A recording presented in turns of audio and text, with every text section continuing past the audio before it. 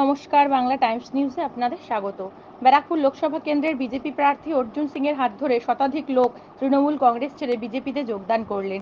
নৈহাটি বিধানসভা কেন্দ্রে বিজেপিদের দলীয় কার্যালয়ে এই যোগদান পর্ব আয়োজিত হয়।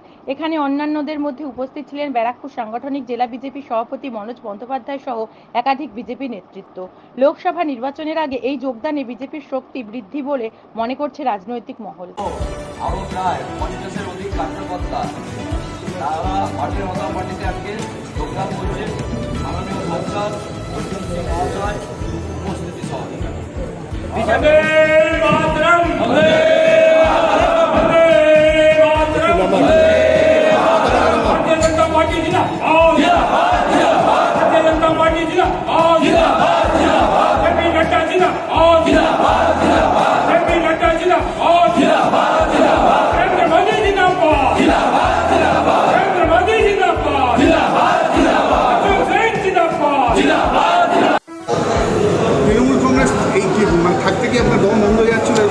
তৃণমূল কংগ্রেসে এখন যে অবস্থা হয়ে রয়েছে, তৃণমূল কংগ্রেস মানে হচ্ছে টাকা তোলাবাজি, ঠিক আছে, পুকুর ভরাট, এইসবই চলছে। এই জন্য তৃণমূল কংগ্রেসে থেকে নিজেরও একটা সব কিছু মান সম্মান সব কিছুই খারাপ, এর থেকে বিজেপি করা ভালো।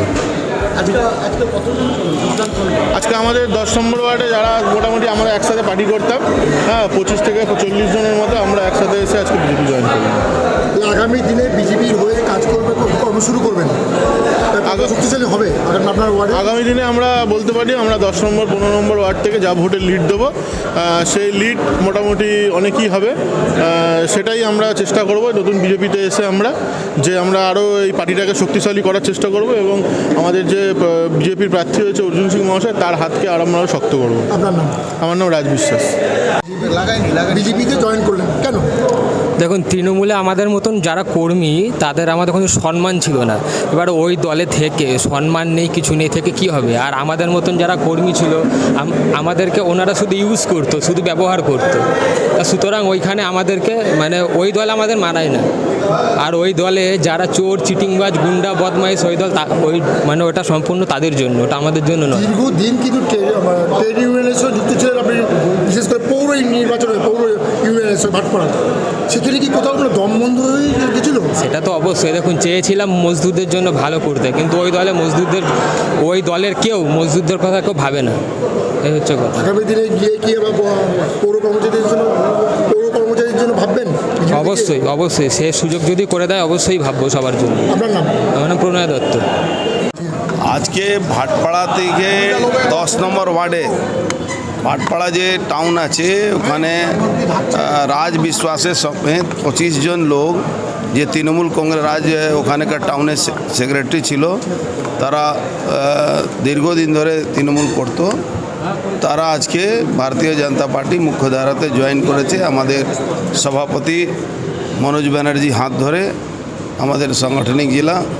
আশা করি ভারতীয় জনতা পার্টি পরিবারে সমস্ত স্তরে সবাইকে আমরা স্বাগত জানাতে পারি। আর মোদিজি যে স্বপ্ন 400 পার, মোদিজি যে নির্দেশ 400 পার, তার মধ্যে এইসব তৃণমূল থেকে আসা যারা কর্মীরা আছেন তারা আমাদের সঙ্গে যোগ দিলে অনেকটা আমরা কাজ করতে আমাদের আরও সুবিধা হবে। তাদের মোহভঙ্গ হয়েছে তৃণমূল কংগ্রেসে, কিন্তু তৃণমূল কংগ্রেস শুধু তোলাবাজি, এক্সটর্শন, স্বজন পোষার দিকে। শুনুন, সোমনাথ শ্যাম নিজে ডিএনএ নিয়ে চিন্তা করো, ও পুলিশ ওর, সরকার ওর, আর বিজেপি প্রার্থীর লোক গুলি চালাচ্ছে, তো সরকার বসে বসে কি করছে? পুলিশ বসে বসে কি ওখানে নটঙ্কি করছে? বারবার বলছি আমরা कि পুলিশ প্রশাসন নক্কারজনক ভূমিকাতে আছে। পুলিশ প্রশাসন গুন্ডাদেরকে প্রোটেকশন দিচ্ছে, পুলিশ প্রশাসন তৃণমূলের মস্তান বাহিনীকে সিকিউরিটি দিচ্ছে, আর গুলি চালাচ্ছে ভারতীয় জনতা পার্টি। ভারতীয় জনতা পার্টিতে গুন্ডা বলে, ক্রিমিনাল বলে কেউ নেই।